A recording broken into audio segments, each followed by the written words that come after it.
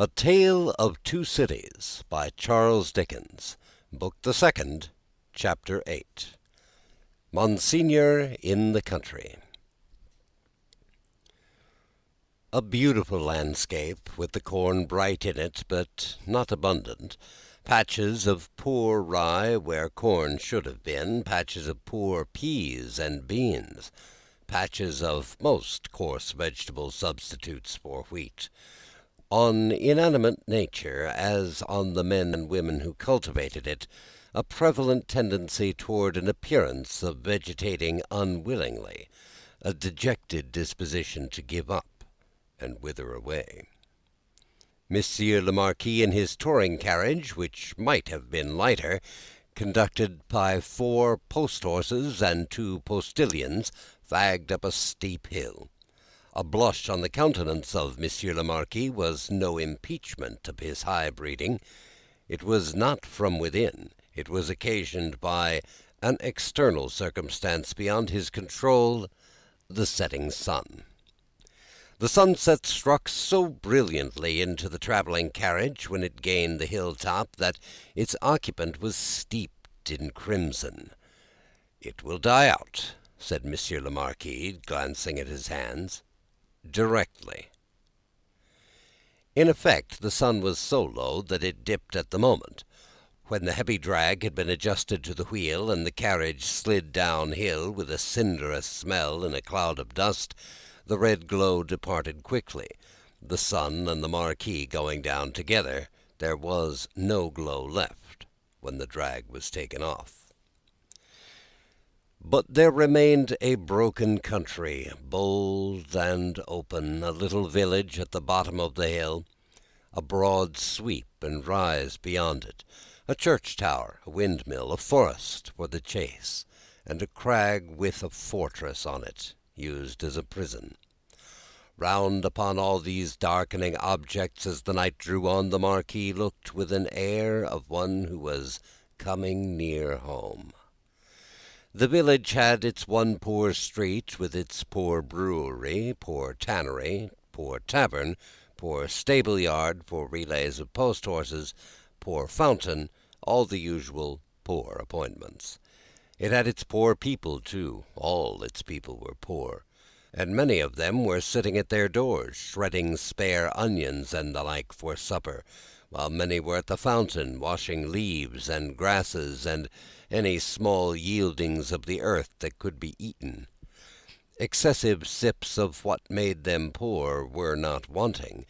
The tax for the state, the tax for the church, the tax for the lord, tax local and tax general were to be paid here and to be paid there according to solemn inscription in the little village, until the wonder was that there was any village left unswallowed. Few children were to be seen, and no dogs. As to the men and women, their choice on earth was stated in the prospect: life on the lowest terms that could sustain it, down in the little village under the mill, or captivity and death in the dominant prison on the crag. Heralded by a courier in advance, and by the cracking of his postilions' whips, each twined snake-like about their heads in the evening air, as if he came attended by the Furies, Monsieur Le Marquis drew up his travelling carriage at the posting-house gate. It was hard by the fountain, and the peasants suspended their operations to look at him. He looked at them, and saw in them, without knowing it, the slow, sure filing down of misery-worn face and figure, that was to make the meagreness of Frenchmen an English superstition which would survive the truth through the best part of 100 years.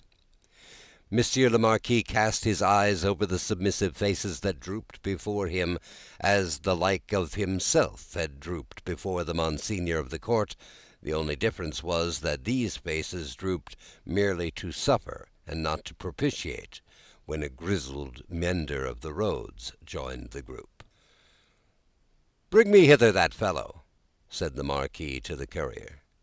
The fellow was brought, cap in hand, and the other fellows closed round to look and listen, in the manner of the people at the Paris fountain. "I passed you on the road?" Monseigneur, it is true. I had the honor of being passed on the road. Coming up the hill, and at the top of the hill, both? Monseigneur, it is true. What did you look at so fixedly? Monseigneur, I looked at the man. He stooped a little, and with his tattered blue cap pointed under the carriage. All his fellows stooped to look under the carriage. What man, pig? And why look there? Pardon, Monseigneur. He swung by the chain of the shoe, the drag.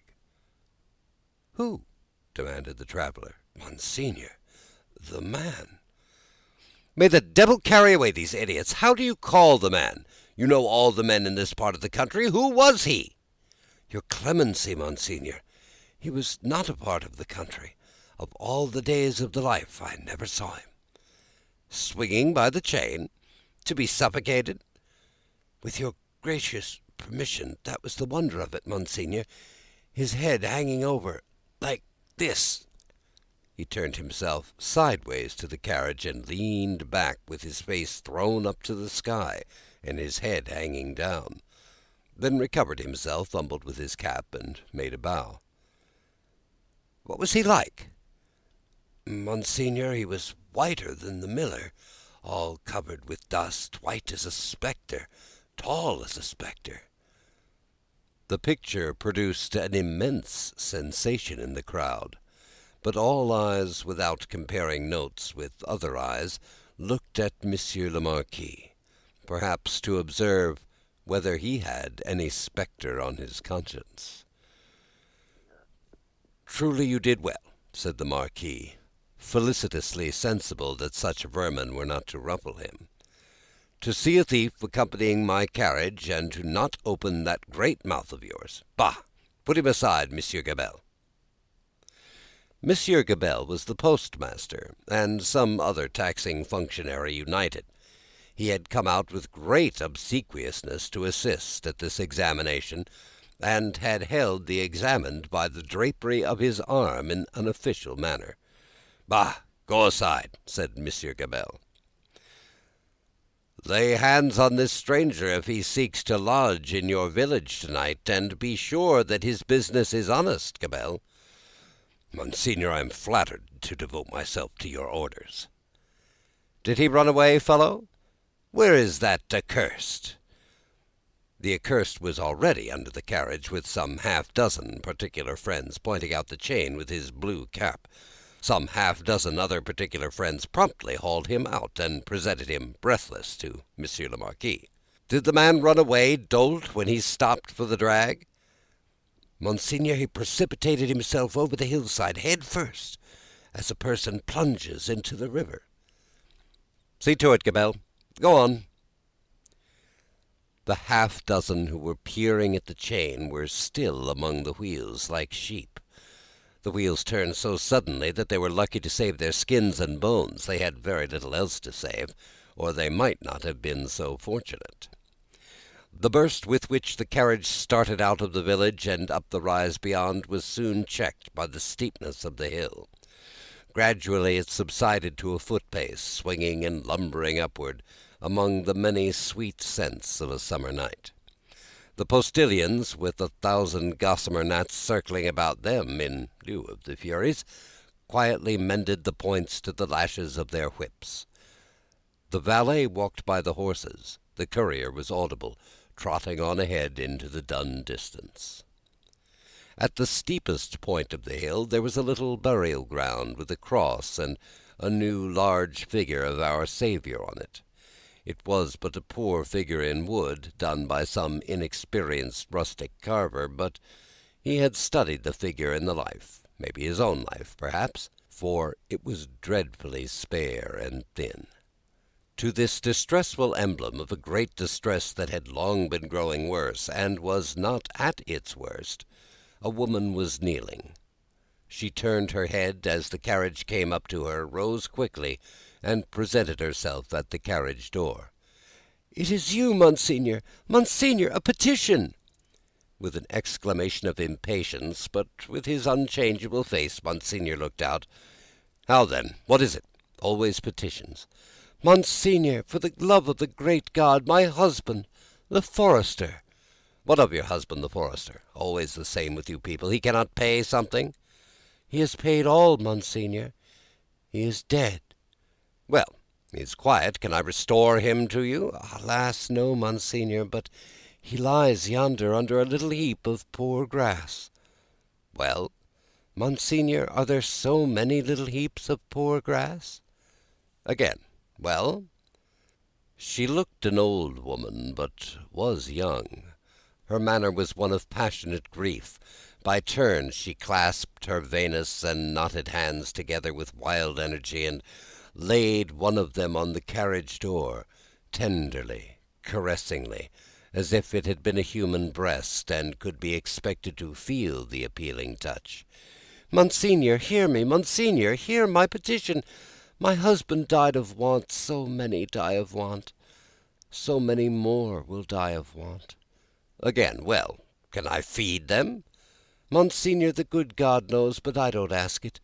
My petition is that a morsel of stone or wood with my husband's name may be placed over him to show where he lies. Otherwise the place will be quickly forgotten, and it will never be found when I am dead of the same malady. Shall I be laid under some other heap of poor grass, Monsignor? There are so many. They increase so fast. There is so much want. Monsignor! Monsignor!" The valet had put her away from the door. The carriage had broken into a brisk trot. The postilions had quickened the pace, and she was left far behind. And Monsignor, again escorted by the Furies, was rapidly diminishing the league or two of distance that remained between him and his chateau. The sweet scents of the summer night rose all around him, and rose as the rain falls impartially on the dusty, ragged, and toil-worn group at the fountain not far away, to whom the meander of roads, with the aid of the blue cap without which he was nothing, still enlarged upon his man like a spectre.